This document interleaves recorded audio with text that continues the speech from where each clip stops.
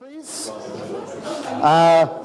So the final session today, you may feel we've covered nearly everything, but we've got a whole new set of big topics to cover today, and I'm thrilled to have a brilliant panel.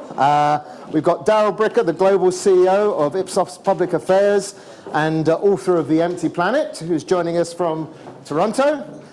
We have Norma Cohen, who's made the journey from London to Glasgow to be with us today. Norma is an honorary research fellow at Queen Mary University of London and formerly was the FT pensions and demography correspondent.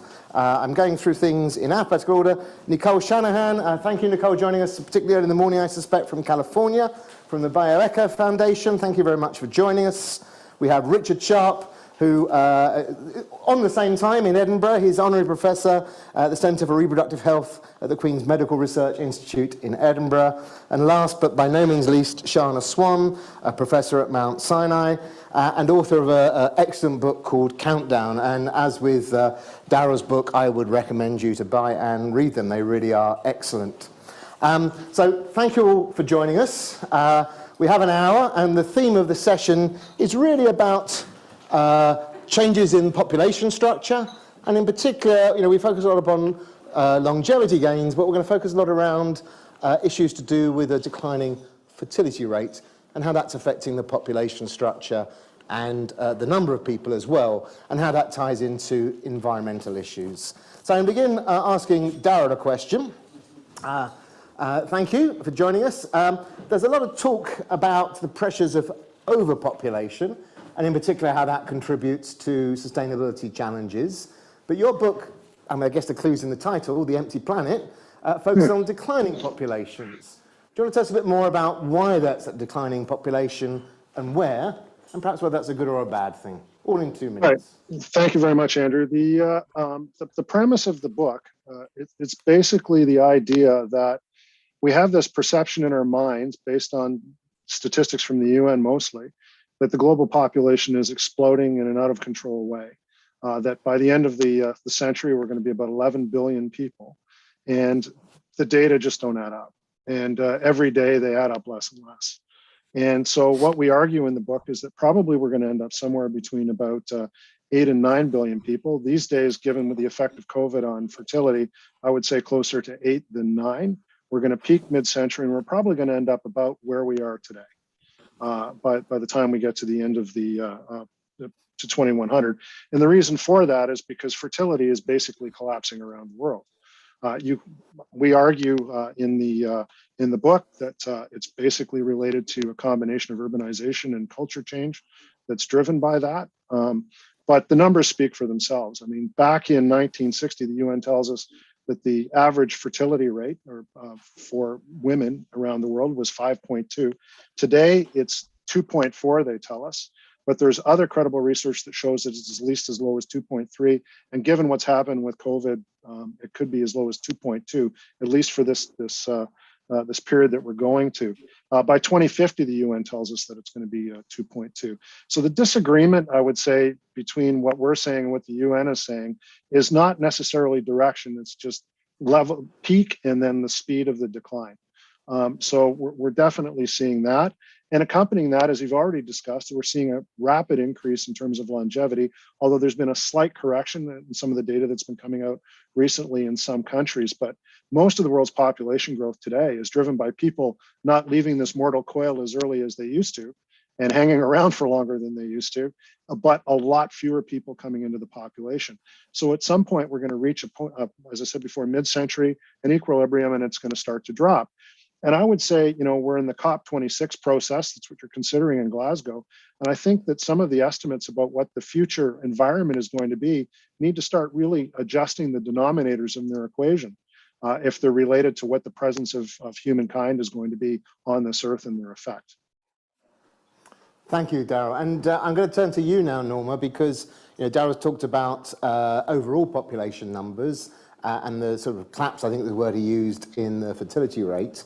Along with an overpopulation and collapse in the fertility rate, we're getting an aging society.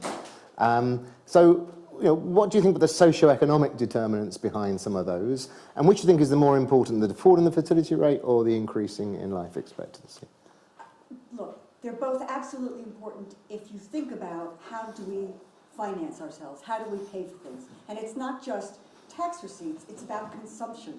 And you can look at all sorts of tables on household consumption by age of the primary wage earner, and you can see that not only do absolute levels of spending fall with rising ages, but the kinds of spending that occur change with rising age. So it's moreover, the OBR, the Office of Budget Responsibility in Britain, is very kind and provides you with the tax expenditure by age in every long-term fiscal report. And what you can see is that in children, it peaks at around age 10, spending per head, falls at around age 20, and then becomes negative. In other words, you become a net contributor to the tax base. And that continues until the person is around 70. And then expenditure per head rises very, very quickly thereafter. And it particularly rises in the over 80s. And I will tell you that using the ONS official British projections by the year 2070, so 50 years from now, the population aged 80 and over is going to be 147% of what it is today. So if you think about those numbers, particularly in light of the fact that the working age population will be no more than 2% larger, you can see why falling fertility is as big a contributor to economic dislocation and to fiscal dislocation as is longer life at older ages. And in thinking about how we address pension and retirement, it becomes an absolutely essential part of the equation. Yeah, thank you. And you know, the last session was about healthy longevity and the importance of that, but those stats about people end of life just makes that all the more apparent. Shanna, I'm going to turn to you now. You know, there's a lot of focus on how the population affects the environment, but your work also looks at how the environment affects population trends, and in particular your work around declining male sperm counts, quite staggering numbers in your book. Can you tell us a little bit about what's happened and why, and what the influence might be on fertility? Sorry, are you talking to me? Am I next? I'm sorry, Andrew? Hello? Yes, Andrew? What?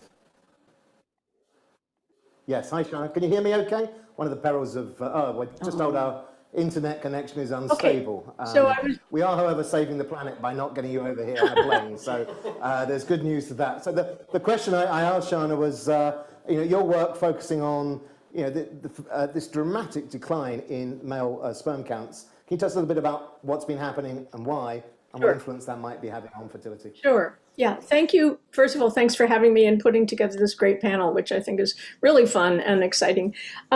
So yeah, we published in 2017, as many of you may know, a study that showed that sperm count had declined dramatically over the prior 40 years, about slightly over 50%. That was sperm concentration. And this was not a loner. This was a one in a series of studies that had looked at this going back to 1992, when this came out of Denmark, and a very important paper suggesting that this decline was already in progress. So that was, you know, quite a while ago, 30 years ago, and it hasn't gotten any better. So I think we should, first of all, recognize that this decline, about 1% per year, is not limited to sperm count or concentration or other measures of semen quality, but it actually affects other measures of reproductive health in males, including testicular cancer and genetic defects of the male. But also testosterone is declining, and that has huge implications for our populations, including libido and so on. And then we have to say, if these are all going down in 1% in males, what about the females? And in fact, this is also occurring in females. We see a decline in female reproductive health and function at about the same rate, with miscarriages increasing, and more endometriosis, a premature ovarian failure, early puberty. So it's not just a male problem. And by the way, it is not just a human problem, but we won't talk about that today. So all of these things are going south, if you will, at about the same rate. And what is driving this? And that's, I think, what you're asking here, Andrew. So first of all, I'm going to put aside genetics. This is too fast for genetics. Decrease by 50% in 2 generations is not going to be genetic. So then you have environment, and environment can be split into lifestyle and chemical. Lifestyle is very important, but my work has been partially on that, but primarily on the chemical. And when you turn to chemicals, you look for chemicals that have the ability to affect our hormones. Why? Because we're talking about reproduction, and reproductive function and development is driven by hormones. So if we ask what in our daily lives and in the environment can affect our hormone systems, we come to the class of chemicals known as endocrine disrupting chemicals. And this is where I have done most of my work, and Richard has done a great deal of his work, and he'll be talking about that, I'm sure, as well. But what we see is that early exposure primarily to chemicals in plastics, in phenols, bisphenols, in our flame retardants, in our pesticides, all have the ability to affect our body's hormones in a way that can decrease reproductive function. Now, there's a huge literature behind that simple statement, and I can just say one piece of it, which I've focused on, which is the development of the genitals in early human development, and we've shown that the genitals are actually smaller when the woman is exposed to a number of these chemicals, particularly the phthalates. That's important because those changes in utero later are reflected in decreased sperm count and decreased fertility, and actually also decreased longevity. So there's a direct connection, if you want to draw it, from this prenatal exposure to these chemicals that can affect hormones all the way through the end of life, and decreasing fertility and sperm count on the way. So I look forward to this discussion. I think we need to bring these chemicals and the environmental piece into the picture that Darrell has been drawing and has drawn in The Empty Planet. Yes, personal choice is important. Delaying childbearing is important. Social factors, contraception, all these things are important, but we cannot avoid talking about the chemical contribution to these declines. Thank you. Thank you, Shanna. Fantastic. And I know you've got the audience attention here. I can feel it from sitting here. But Richard, you too focus on male fertility.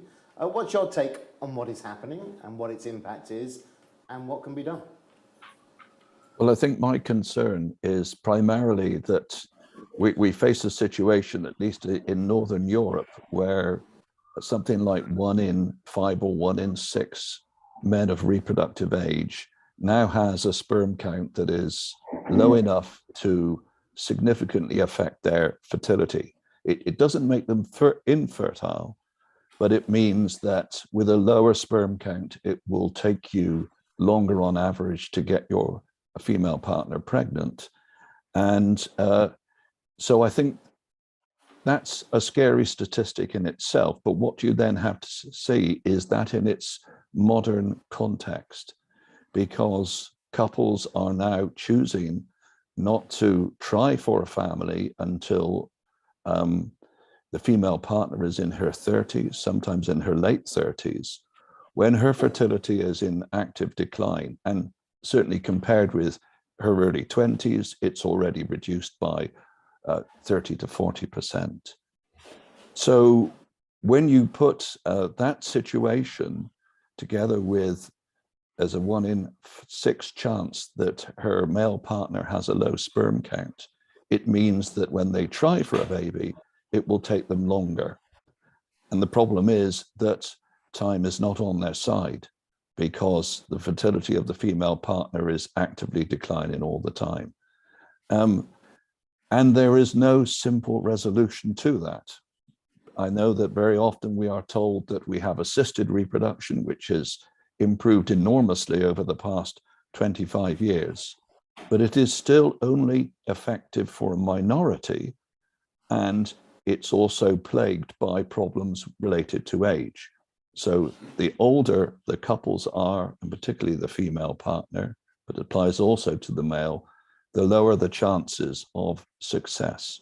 And that's before we factor in that assisted reproduction is incredibly invasive for the female partner, a very bruising process, and before we even get into the finances and things like that.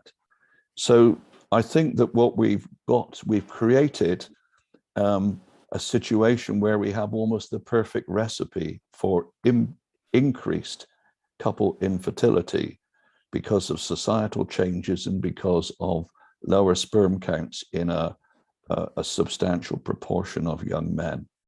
And that's not a situation that I see any easy remedy for. So, and this would feed into all these sorts of issues, the societal issues that we've already heard about. Thank you, Richard. You sort of ended there on a note which I think flows very nicely to Nicole. Nicole, you're at the Bia-Echo Foundation. You're looking at extending female fertility. So I wonder, you want to tell us your take on this situation and your own research program and what you think the potential is for it to improve the fertility rate.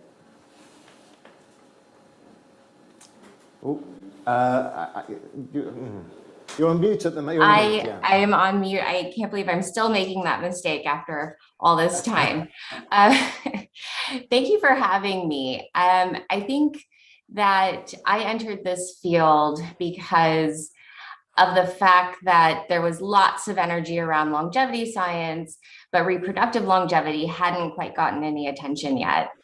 This was about 3.5 years ago. And since that time, we've established 2 centers, one in the United States and one in Asia.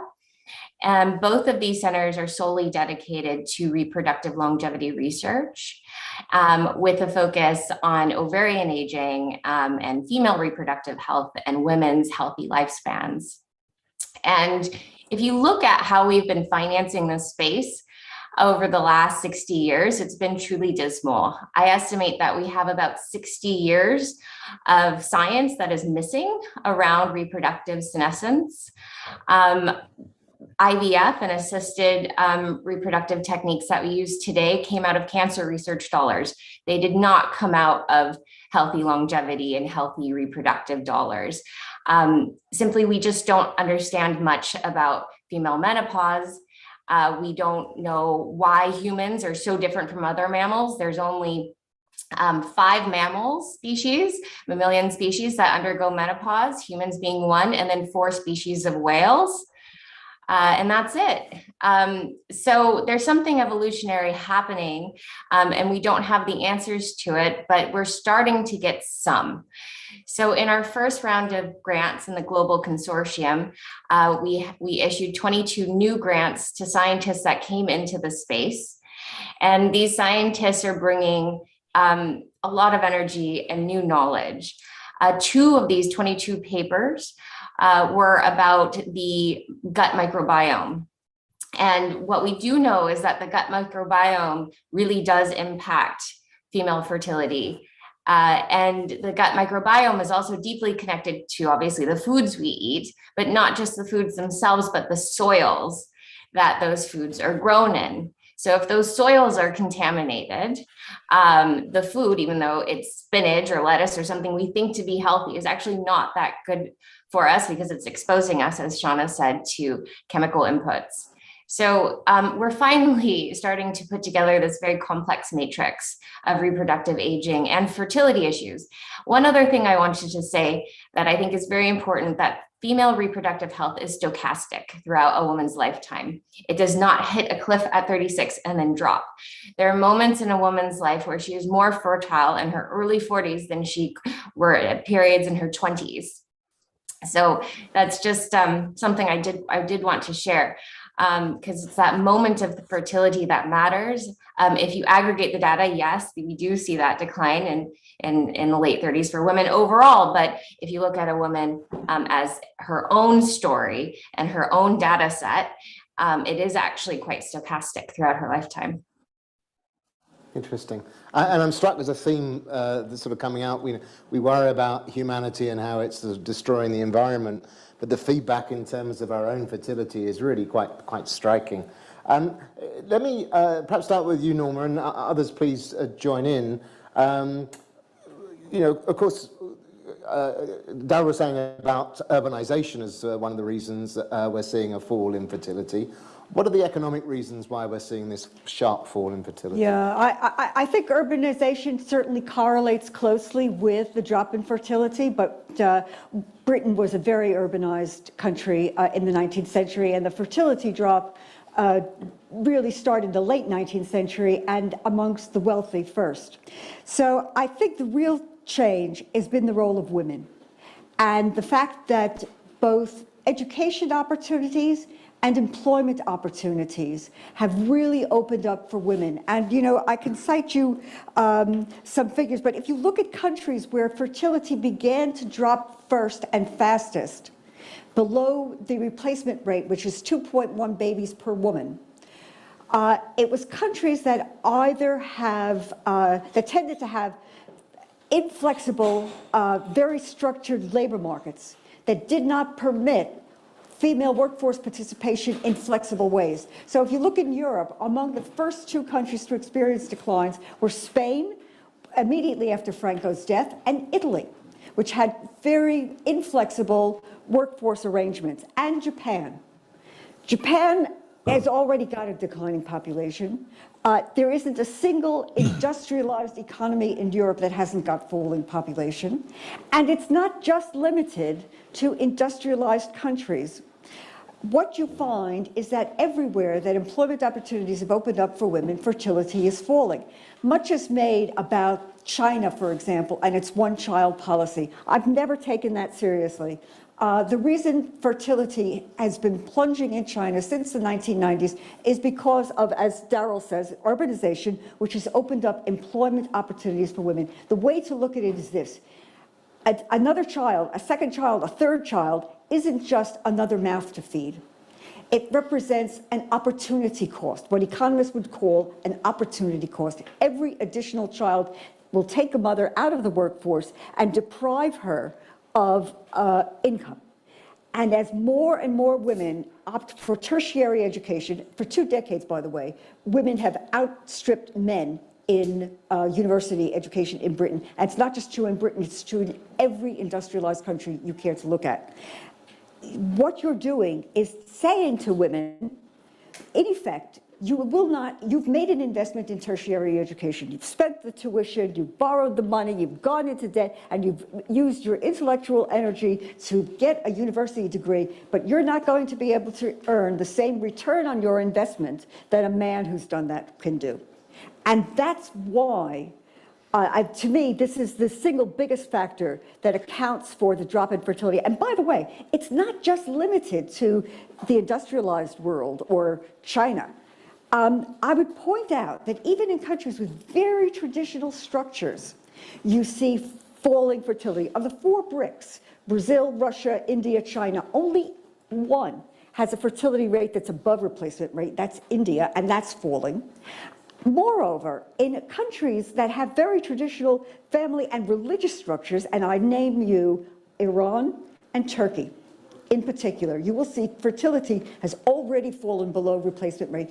Iran is a country where women already outstrip men as university graduates.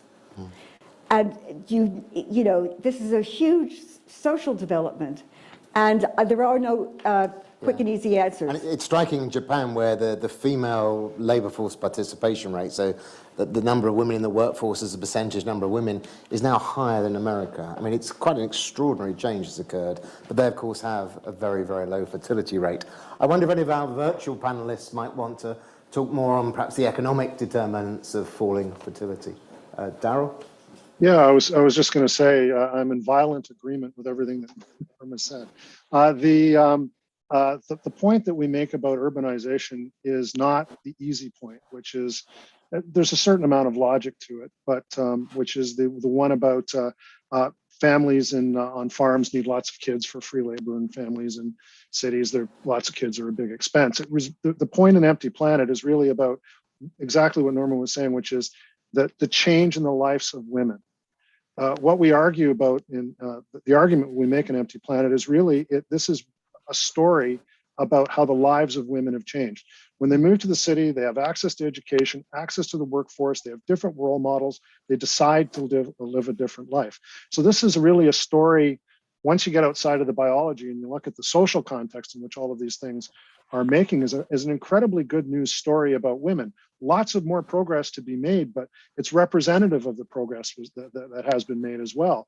So when you stop having kids because the patriarchy is telling you to have them, or the military is telling you to have them, or your religion or your husband is telling you to have them, and you're having them for yourself, and it's for self-actualization, you're pretty actualized after one or two.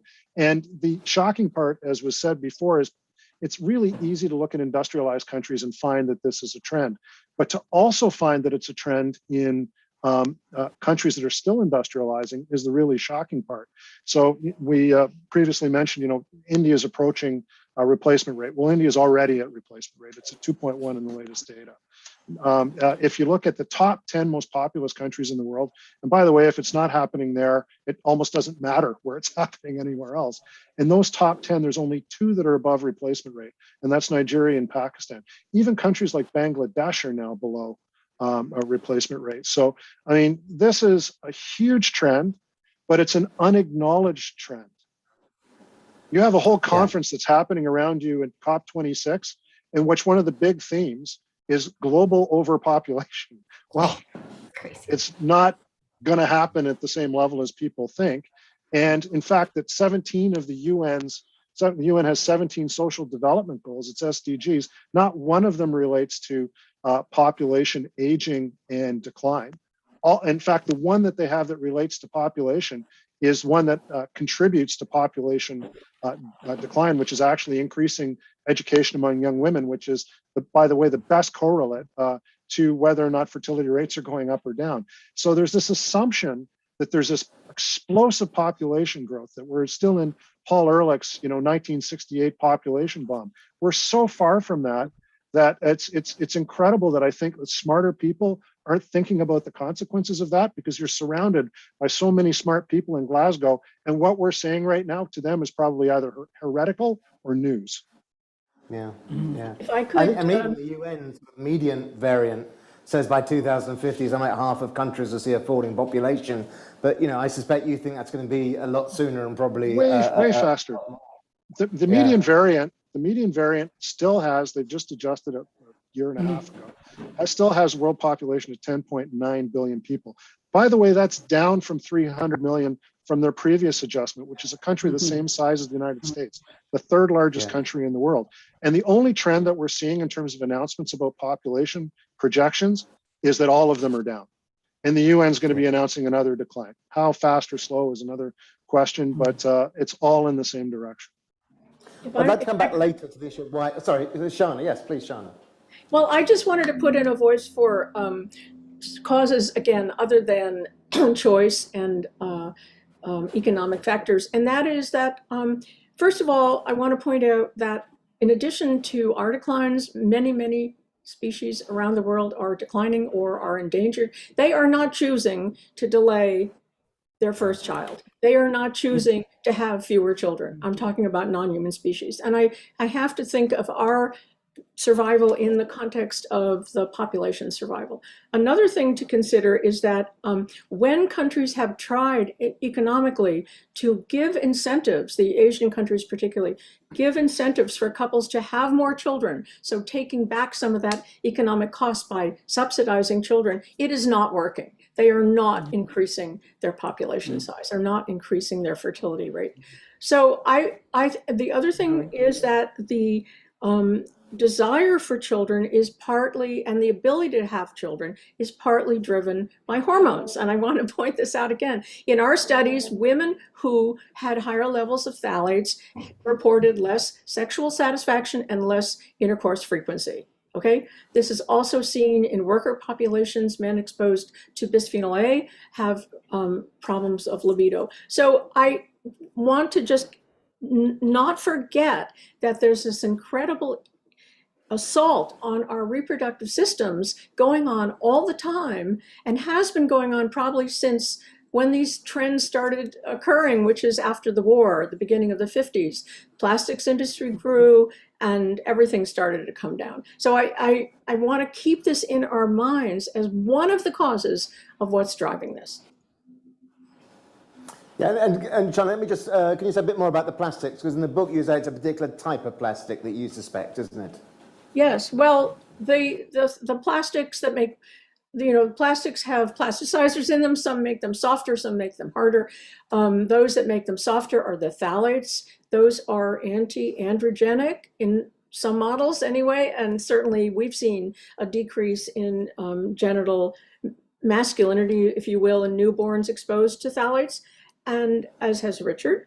Then there's the bisphenols, which increase estrogen and have also reproductive effects. So these are chemicals in our foods. They come into pesticides, they are food wrappers, we're microwaving in plastic, and those phthalates leave the plastic and go immediately into the food. And they go immediately into our body, and they go into the fetus, and they change reproductive development at the very basic level, which is not fixable. You can stop smoking as an adult and increase your sperm count. You can't do anything about the damage that was done because of your mother smoking or your father smoking when you were in utero or prior to conception. So we're talking about very, very profound changes, which also affect the brain, by the way. And they are pervasive, and they've been pervasive, and they are affecting this whole discussion that we're talking about. So I don't want that to get lost. No, thank you. So let me just sort of recap. So, I think that one of the implications of longer lives is we spend longer doing adult development. We know we need longer careers, and we know with growing technology, we need to do more education. So we're studying for longer before we start working. We've also got male and female employment rising, and a huge increase in education across the two. So that means people are having children later. There's also an increased economic cost to having children, the opportunity cost that Norma was talking about. I forget which economist said it, and only an economist would put it in an economic journal. They said sort of children have gone from being like an income generating asset to more like choosing a consumer durable, and so you have fewer of them, and they're sort of less useful. So there's a decline in the number, and then you've also been telling us about falling female fertility and male sperm counts. Does that fall in male and female fertility? Do you think that's a big driver of falling fertility rate, or does it just make it harder rather than a major contributor? Or do you think its role will get even more important now we've got fertility rates of 1.3, 1.5 in many countries? Richard, looks like you want to pick up on that. Yeah, I think, well, I'm sure I'm going to say something similar to Shanna would say anyway, that the simple, truthful answer is we don't know, because it's very difficult to get a measure of the impact that these developmental problems might be having because of what's happening to society and the societal changes. We're not on something where we can say that the situation now is the same as it was 10 or 15 years ago. The backdrop is constantly changing. But the best evidence we've got suggests that it is having a negative impact, and everything that we understand about how reproduction works would point to that's a logical conclusion to reach. But I think it is very difficult to get definitive proof. I would add something. I would disagree with Shanna about the relative impact of environmental chemicals. I'm not greatly convinced that they're a huge player in this scenario, but I am convinced that the evidence points to in utero changes as being the source of it. Certainly the decline in sperm counts in male and increase in other reproductive health disorders. And that's a time in life when we have very poor understanding, because it's very difficult to get the data that would allow us to identify what is going wrong and what might be causing it. But having work that out for the male, then we know that for the female as well, that you set this whole system up, the reproductive system in both males and females is set up so early on. It's almost the first thing that happens in your body, because I'm afraid that our reason for being here is to reproduce. And that's all that evolution and nature is concerned about, is making sure that you are reproductively capable. And unfortunately, something in our environment and lifestyle has been perturbing that. So, Nicole, as I listen to The Economist, I listen to the reproductive people, it all seems down to you at the moment. I mean, the work that you're doing seems absolutely key in this. So, what's the response you're getting, and how, what do you think the contribution of of the technology you're trying to encourage will be to this problem? Yeah, I think that there's truth in what everyone is finding here. There's certainly societal changes, behavioral changes, chemical changes. So all of these things are true. We're seeing that in the papers and in the science. The one thing I think that's missing from this conversation is the impact that the brain has with the ovarian system. So there's one researcher here in California at the Buck Institute, Jennifer Garrison, who is really the first scientist to understand how the central nervous system impacts ovarian function. And while hormones are really great in signaling to the brain as to what is being experienced environmentally, there's other elements about the central nervous system that we just don't understand yet. For example, the power of belief. We keep seeing that come up, that women were making lifestyle changes. They were feeling really optimistic about the world, their environment, their personal experience, and they were able to conceive after many years of unsuccessful attempts. We just don't have the science as to why this happens. We have lots of empirical evidence. In fact, most medical practitioners, they tell women who are having difficulty with fertility to relax. That's the most common response from doctors today, just relax. And it's infuriating, because the reason why we're still here is because we just have not invested in the science properly. We really are just missing fundamental research.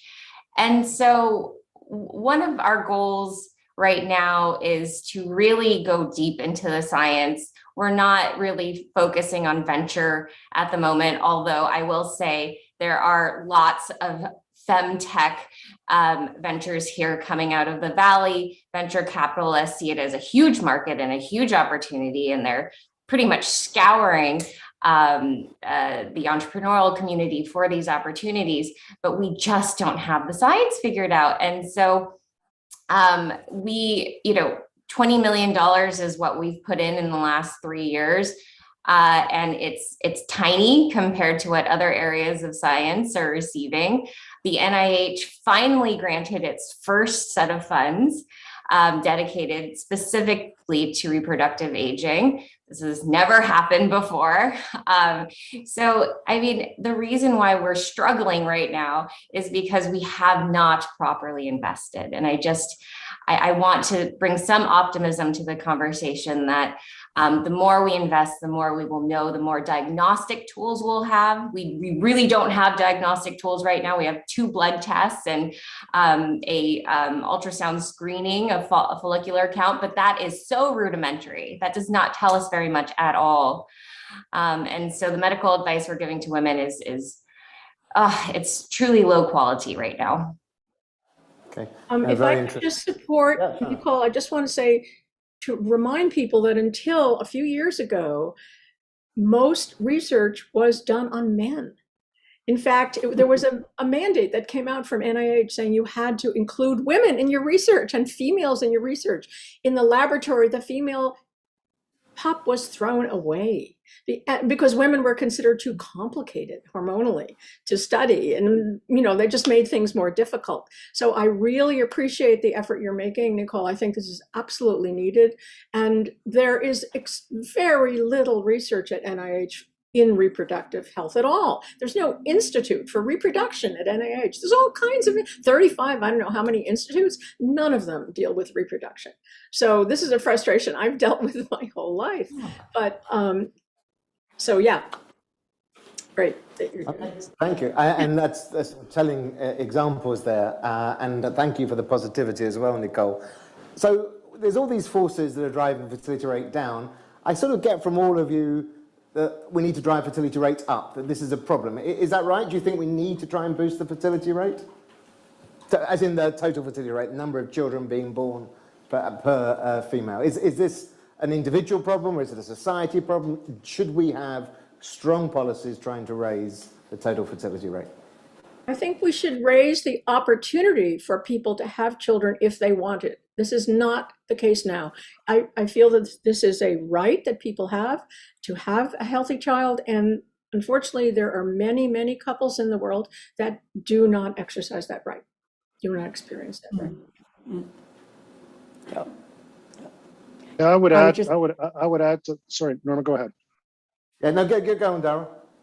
I would add that the first part of this is just accepting what's really going on.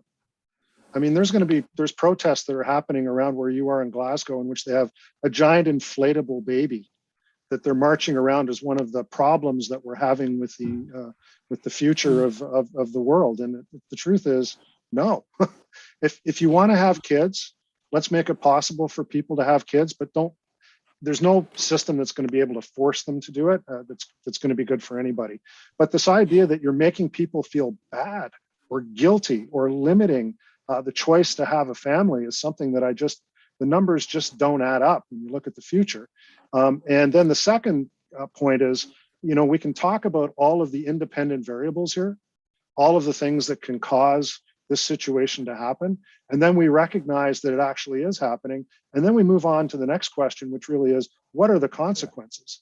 And the consequences are enormous, and very, very few people are talking about them. We're still stuck on this idea that the world's population is exploding, that whatever is going to go forward is going to be an expanded version of what exists today. It's not. The world is going to look like Japan, in which the median age is 48 and the population is declining by 500,000 people a year in the not too distant future, and that we're facing two big. I totally agree that. Go ahead. Please go ahead. I totally agree. I could see it. I was going to say though that public policy can affect the decision to have, children. So one of the things that we do have evidence of is that lowering the opportunity cost of having children can have an effect. France, which for several decades now has been very, very supportive of working mothers, has a fertility rate that, okay, it's not 2.1, but it's about 1.9, 2.0. So we see, if this were universal, then every country would have the same fertility rate. They don't.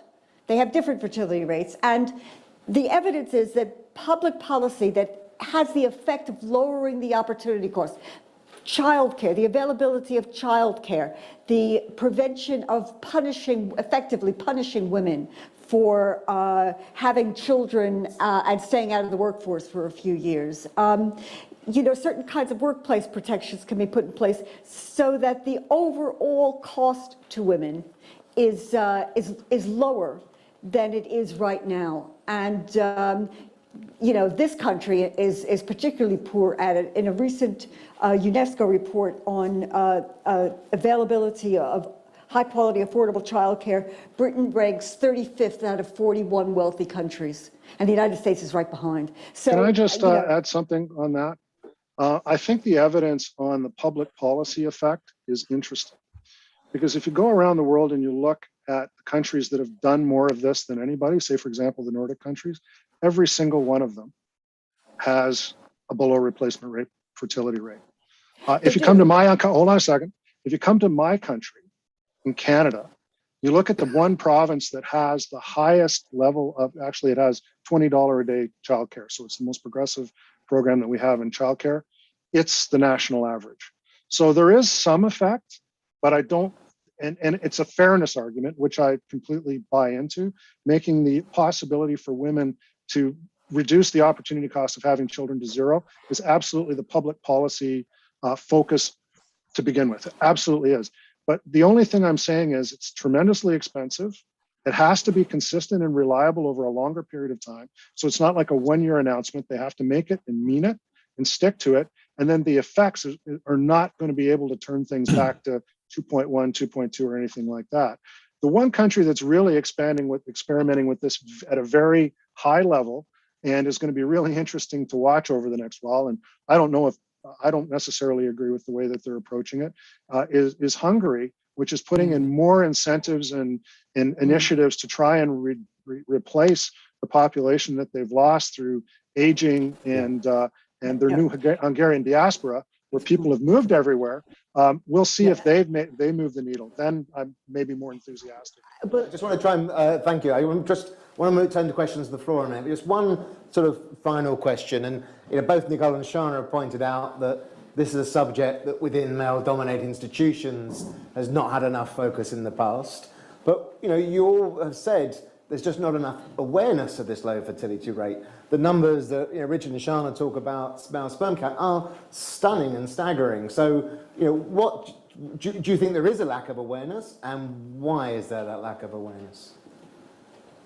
Can I just add something in there? Well, I think that one of the problems has been assisted reproduction, because at the political level, it's been assumed that because we have assisted reproduction and because it can be effective, even if it's not only for a minority, that infertility is a problem solved.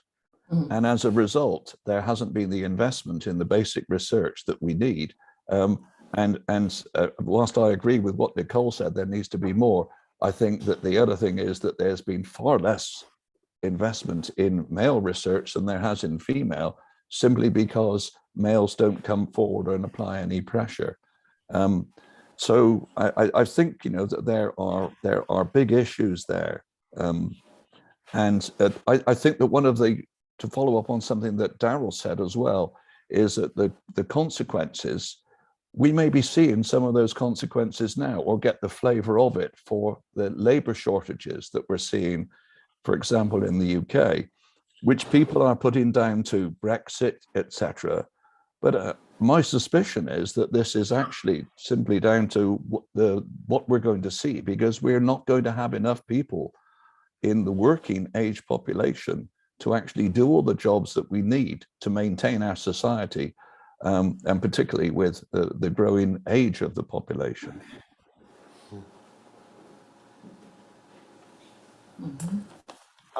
Just giving a chance for those virtual. But so questions from the floor or from the live audience. We have a question here at the front. First hand. Just wait for the microphone. Thank you. Absolutely fascinating. I mean, in the relation to COP, I came in today understanding the carbon footprint of a baby. It was almost felt to be you were doing something good for society by not having a child. Having listened to today's discussion, from a public consciousness perspective, there just isn't any discussion of this out there at all. Public policy is one thing, but just general awareness, it seems to be upside down in terms of the reality of where things are going, and what's going to change that, I guess, is a question. So how do we change the public perception of this issue? So Darrell, can I come to you, because you got your finger on the pulse of the public in lots of different ways. How do we change people's perception of this? You've obviously, by writing an excellent book, is the first approach, but... Thanks, and there's been some excellent books from a number of people here. Shanna's written a really excellent book too.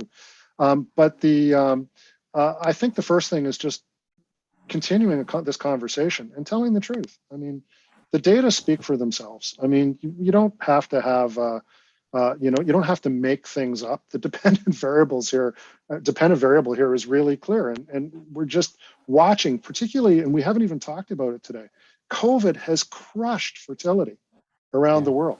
It has just crushed it. China's just released its statistics on fertility over the space of the last year, and their baby production is down by 20%. Remember, this is the largest population in the world. But, you know, all the jokes on late night television and everybody, we're all going to get together and there's going to be a baby boom. There hasn't been. It's gone in exactly the opposite direction. The United States has had 300,000 fewer children over the space of COVID than we're predicted to have. So I think that we need to get off the politics and more onto the science and the data. And really, people who are experts on this have to acknowledge that this is what's going on, instead of thinking that if they tell people the truth, that what's going to happen is we're going to take the foot off on doing things like important changes in terms of reducing the carbon footprint in industry and other things. You can tell the truth with real data. You don't have to, you know, pump things up, like I said, with the inflatable baby being a good example of things being pumped up in Glasgow, to have a serious conversation about these things, because I think that's the first thing. And then the second thing I always do with people when I talk to audiences, I talk to them and say, don't listen to the experts. Go take a look at your own family. Just go take a look at your own family. How many parents, you know, aunts and uncles do you have? How many brothers and sisters do you have? And if you take a look at your own kids, how many are they going to have? And if it's true in your life, guess what? It's true in just about everybody's life, from the slums of Delhi through to California, through to Glasgow. The same trend is happening everywhere. I would just point out that one of the drivers that made nation states concerned about the size of their population and wanting to grow it was war. The very first census is Sweden in the 18th century, and he wanted to know, did he have enough men to go to war with Russia? The answer was no, and it was declared a state secret. And in fact, the genesis of the word statistic implies a state secret. And, you know, maybe nations haven't felt the need for population growth because war is not part of our presence. Well, also, we're going to have robots coming along for the war as well, I bet. Yes, so yes, so that may be the other we way may it not goes. need we may not need, yes. So, but that was one of the historical drivers behind state policies that wanted to increase population. Interesting. There was another question here. Oh. Thanks. Yeah, a question about the impact of ecological degradation on human fertility and sperm count is fascinating, and that it occurs in other species. I wonder what data is available on whether that's particularly bad in some places, worse in some places than others, and is that correlated, the impacts on humans and the impacts of other species in that place? Shall I take a crack at that? Please do, Shanna. Yes. We know we have many experiments, you know, much data showing that, for example, pesticide runoff in various environmental exposures can wipe out populations, can decrease their fertility, lower their. One example is the alligators in Lake Apopka in Florida. Their litter size went down, and then when Lou Gillette went and measured, their penile size was also going down. So we had a combination of changes in the genitals and changes in reproductive success. This is seen with atrazine in frogs, and so on and so forth. There's just a huge literature on how these chemicals can affect the longevity of the species, and of course the increasing numbers of extinct species. Now, we just heard 22 announced about a month ago, 22 new extinct species. So there's no question that you can cause declines, fertility decline in the laboratory, or you can observe it in the wild from environmental chemicals, from our pollution. There's no question about that. And there's no question in my mind that this is also affecting us in a similar way. Thank you. Any other questions from the floor? Oh, we got any coming? Oh, Jim's got one. I want to ask a question relates to COP26 here, because the world is burning, we know that, and we also know that some parts of the world are in danger of being washed away. So we're talking about the brute level of population around the world as falling, which is super interesting and has amazing long-term implications, or maybe not amazing, but long-term implications. What about the distribution of population due to climate change, where people, the mass migration, absolutely reshapes the populations of individual nations or individual blocks of nations? Have any of you got any comments on that? It's one of the unknowns in all of this, because the assumption is that there's going to be tons of it. I mean, the first thing is we have to get a sense of the percentage of the world's population that actually are migrants, that actually don't live in the country in which they were born. It's only about 4% today. That's all the people who've ever migrated and live in a place that was not the country that they lived in. So it's pretty small. There's a lot of speculation on what climate change refugees, or the number of climate change refugees. Again, really apocalyptic visions of what that's going to be. Not a lot of evidence that it's happening, actually. In fact, the UN tracks people who are in the refugee category. They don't even have a group of people of a significant size right now that are what they would call climate refugees. Most of the people that are being displaced in the world today are being displaced by political decisions and war.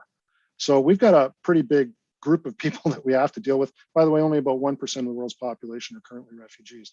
So I think it's an important issue. I think it's one that we need to discuss, but it's not one of those ones where the evidence is really clear that there's going to be this enormous change in population patterns. But I would say when it comes to the people part of this, it's one of the least understood parts of the whole climate change argument. And one of the things that I implore people who study this, because there's almost no studies looking at a population decline and its relationship to the increasing of the world's temperature. There's almost none. When John Ibbotson and I wrote the book, we found one. So I think what we need to do, first of all, is change the denominators in all of those equations about the effect of human beings on climate change, and maybe change that and then get a sense of what's really going on. Okay. We lost you for a minute, panelists, but we're great to have you back. I'm going to ask that one thing question to close. I'll start with you in a moment. I'll start with you, Norma. So I'm going to ask each of the panelists, we discussed all these issues. You've got your own specialities. What is the one thing that you would say we should focus on? Norma. I think we have to focus on, look, my own background is to look at the economics of it. And it's very clear that the economic forces that shape the decision to have children are crucial. And I would say that we have to make it easier. It's not, as Darrell says, it's not a guarantee, but by lowering the opportunity cost of having children, and there are different measures that will do. Yes, it will be expensive. On the other hand, those are tomorrow's taxpayers. And I think that would be the first and foremost policy that I think has to be addressed. Okay, great. Darrell, then I'm going to ask Shanna. Darrell? I think we have to get on to the discussion about consequences and accept what Shanna, Richard, Nicole, and Norma are all talking about is actually what's going on, because this is what's happening, rather than a lot of the other kind of rumors and most speculative type things that people are saying about population growth and all the rest of it. But really understand that this is the truth of what's happening, that the global population is going to peak not that far off, and it's going to start to decline, and the population that's going to remain is going to be much older and probably distributed in a different way. So we need to start getting ready for that world and start having those conversations, particularly around what the role of an older what an older population is going to look like in terms of consumption, in terms of its participation in the workforce, and in terms of its needs going forward. We're facing two big hurdles: 2030, when the entire baby boom is retired, and 2040, when the entire baby boom is entering probably what's going to be the last decade of its existence. So we've got to get ready for that, and it's not 60 years off, it's 10 years off. Yeah. Okay, thank you. Shanna?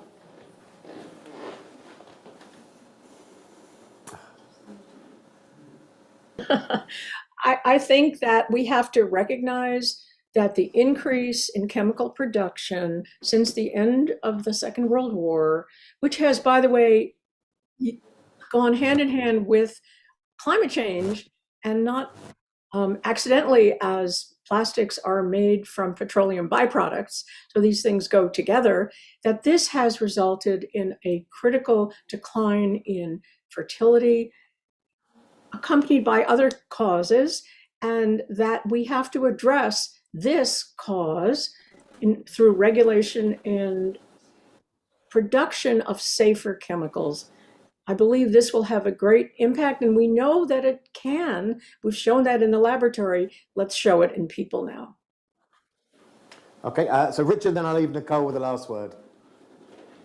Well, I would say that we need to make it much clearer to young women of reproductive age that because of the success of our development of female contraception, that this gives the perception for women of reproductive age that reproduction is under their control. And it is from a contraceptive point of view. But the problem is that carries forward to when they want to stop contraception and the expectation that they will then now become pregnant because they were stopping themselves from getting pregnant. And if that is happening at a later age, then they stand a chance of being disappointed, notwithstanding what Nicole may say or want to contribute on that. So I think that that's a reality which is a hard bullet to bite on for young women. I know from having these sort of conversations with my own daughters, but it's the reality, it's evidence-based, and it's something that we have to be honest about. Nicole, the last word, perhaps some rays of sunshine? Sure. I really think that this is really about narrative. We have to get the narrative right for where we are in history right now, how we got here, and what it's going to take to get to where we want to be, which in my definition is more choice for women and a healthier lifespan. And we have to invest and put the dollars into the right place. We have to put it into the right narrative as well, because without the narrative, we won't have the correct direction and we won't be able to point researchers and the medical community in the right direction to serve the way they wish to. Thank you. That's a great way to finish. I kept thinking of that P.D. James book. I can't remember the name of it now, where there's a sudden sort of no one's having children and it's a dystopian future. So that was a lovely note to end on, Nicole. But thank you to all our panelists. That was a great session.